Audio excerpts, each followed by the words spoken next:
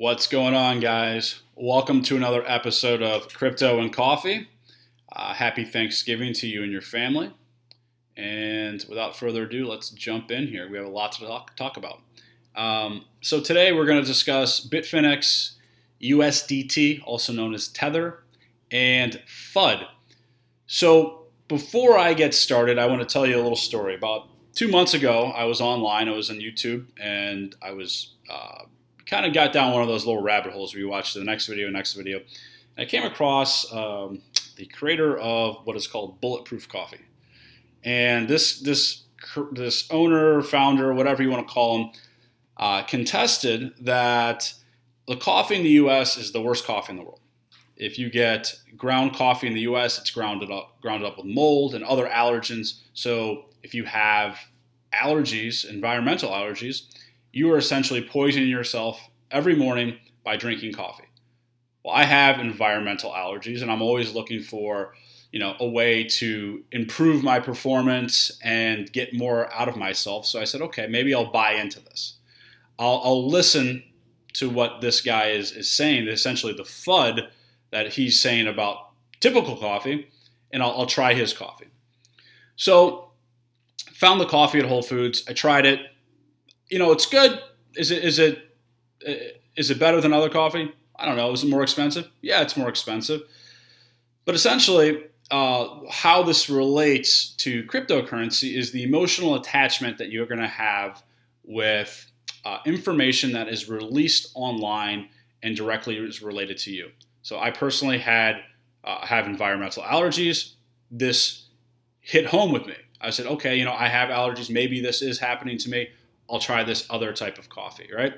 So when you're holding Bitcoin or you're holding Ethereum and news comes out that's directly related to that currency or that coin or token, you are more emotional about it. It's the psychology behind it. When you hear bad news or FUD about something that you have invested in, you're more likely to take some sort of action or have some type of reaction to this news.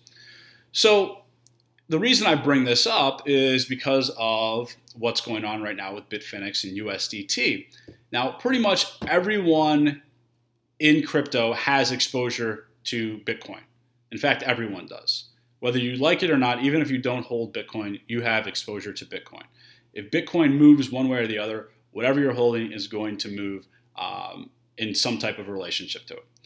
So this recent FUD, if you haven't been following, has been related to the issuance of newly minted USDT. So let's talk about USDT in a little more detail. So USDT, also known as Tether, is a artificially pegged currency that helps exchanges provide liquidity and a safe haven for their customers. Why do they need this? Well, it's tough to get banking relationships in this industry. A lot of exchanges don't have it. So exchanges like Poloniex, BitFinex, all rely on Tether in order to provide that liquidity, that safe haven. So why is this a problem? Well, Tether is a company that's it's based in Taiwan, and they essentially have the power to mint new USDT. But these USDT are supposedly backed by actual US dollars, but we have no way to tell. So on their website, they provide a portal that you can look into, and it's supposedly their bank account with the amount of funds they have available, and that should match up with the issued USDT. But there's no way to really know, right? Now, why is this a problem? Well, BitFinex and USDT are run by the same people, or they're very, very closely related. So what's been brought to the public's attention over the last week or so is that every recent Bitcoin rally has come directly after the issuance of large numbers of USDT. I'll provide a link to an image below this video.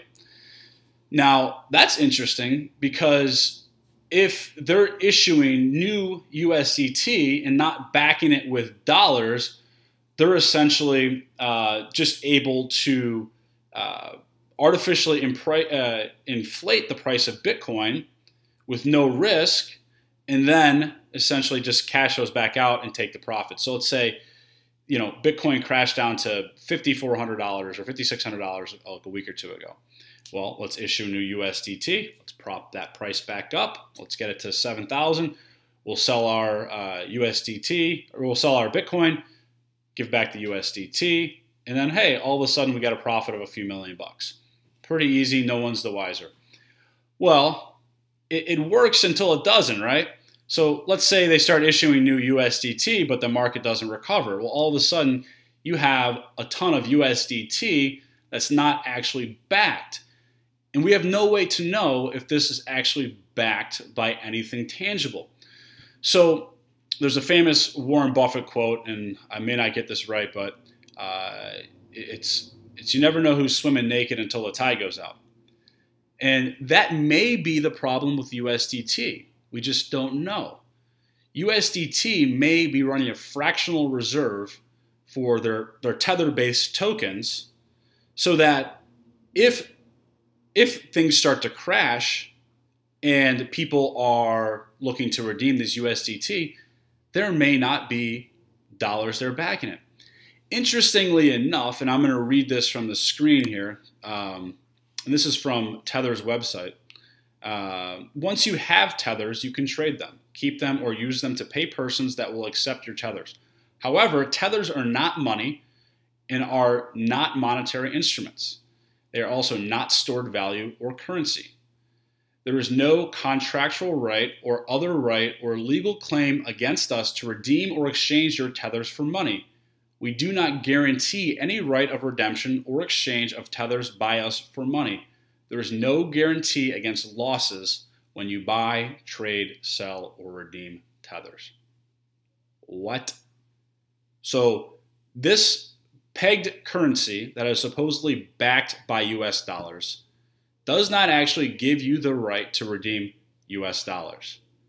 That's pretty crazy, especially since we don't have the ability or the transparency that we would like to make sure that they actually are running a full reserve instead of a fractional reserve.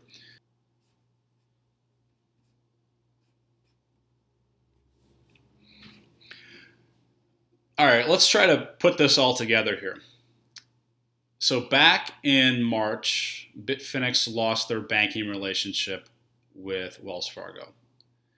Now, for an exchange, it's very important to have that banking relationship in order to pay out your customers and to provide a safe haven for them when they want to reduce volatility. Now, the only other product out there on the market that's a reasonable peg to the dollar is USDT. So BitFinex and USDT entered into some type of partnership. Now, why is this significant? Well, over the course of the last year, every time we've seen a collapse in the price of Bitcoin, we've also seen a large issuance of USDT right around that time that actually has helped the price of Bitcoin recover, basically artificially inflating the price of Bitcoin. Now, if these USDT tethers are backed by US dollars, no big deal. But what if they're not? So USDT could be artificially inflating the price of Bitcoin, and there's nothing backing up the USDT. So that works as long as Bitcoin keeps going up, right? So there's no problem. They issue $20 million. The price of Bitcoin goes from 5,600 back to 8,000. They sell it and they keep the difference. Not a problem. But it becomes a massive problem when they issue $20 million, try to buy it up, and the price keeps going down. Well, then issue more tether, try to keep propping it up. Well, that's how this fails, and it fails colossally when they issue new tether and the price goes down. And that's the worry that people are having right now, that there's not a full reserve of USDT backing tether. So that's the primary concern. Is the price of Bitcoin being artificially inflated, and through Bitcoin, the price of other cryptocurrencies? Now, there's obviously some strong correlations, but correlations don't necessarily mean causation. So those of you who have been around cryptocurrency long enough have seen FUD wreak havoc on cryptocurrency prices. We've seen numerous China scares. We've seen hacks, all of which have negatively impacted the price of Bitcoin and other cryptocurrencies. Over not even a long time horizon, they've all bounced back. Now, that doesn't mean you shouldn't consider and evaluate this news, but it also doesn't mean you should irrationally act on it. Now, let's go back to this bulletproof coffee. Because of my allergies, I decided to try this coffee. And because we're all invested in cryptocurrency and Bitcoin, we're all concerned about this. But it doesn't mean you should liquidate your assets. It doesn't mean you should get the cash. It doesn't mean the world is ending right now. What it does mean is you should be cautious using USDT and BitFinex. So if you have funds on BitFinex, you should consider moving them.